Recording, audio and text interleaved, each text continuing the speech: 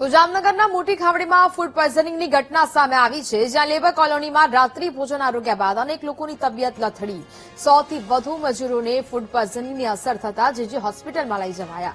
અંધારામાં જમવાનું બનતું હોવાથી ભોજનમાં કોઈ ઝેરી પદાર્થ ભળી જવાની આશંકા છે. હાલ હોસ્પિટલમાં દાખલ મજૂરોની હાલત સ્થિર છે.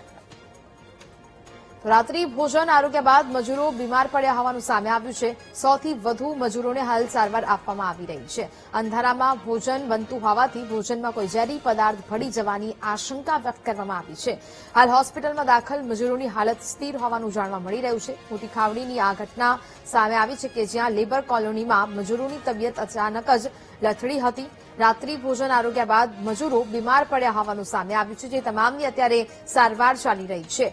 અંધારામાં જમવાનું બનતું હોવાથી ભોજનમાં કોઈ ઝેરી પદાર્થ ભળી જવાને કારણે આ ઘટના બની છે.